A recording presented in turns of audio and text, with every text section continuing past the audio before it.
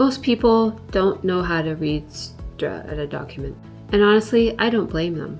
Have you ever been handed a 500 page document and said, figure it out? And then you're expected to understand the building's finances, repairs, rules, insurance, future costs before you remove the subjects? That is super overwhelming. I've been there and I understand what it's like. In this video, I want to walk you through the 7 strata documents I always want buyers to go through and pay attention to before buying a condo. So the first one is the Form B. This is probably the first document I opened. It tells the monthly strata fee, the contingency fund, parking, storage, special levies, lawsuits, any other important information about the unit and the building.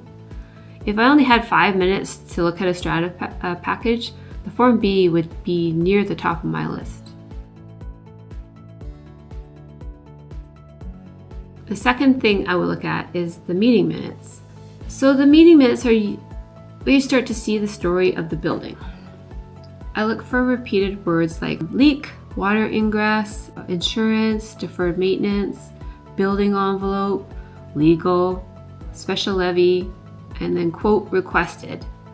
So one mention doesn't usually mean there's a problem, but the same issue keeps showing up time and time again over several years, then I would start slowing down and asking more questions.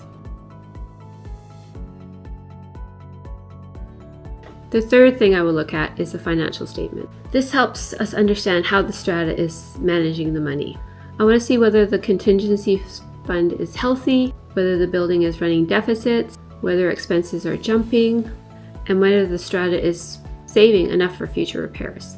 A low strata is not always a good thing. Sometimes it means the strata has not been collecting enough money for a future project.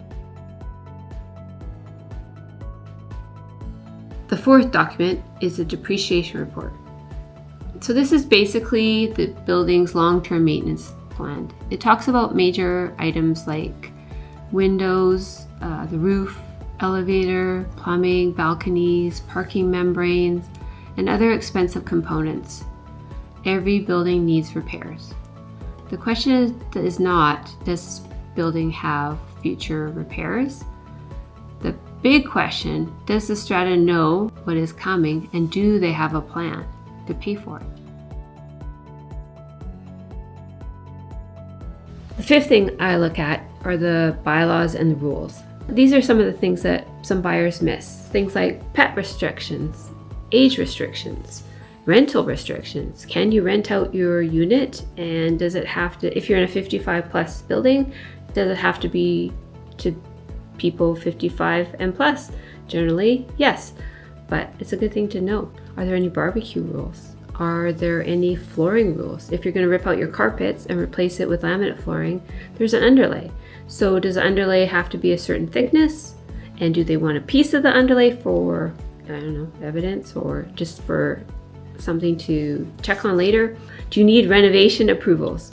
You want to make sure that anything that you're going to change in your condo, it's not going to be a problem for the building. If you're taking out a wall or taking out a supporting wall, that could be a big issue down the road.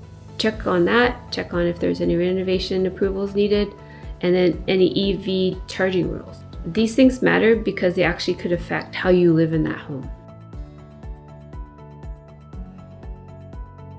The sixth thing I review is the insurance.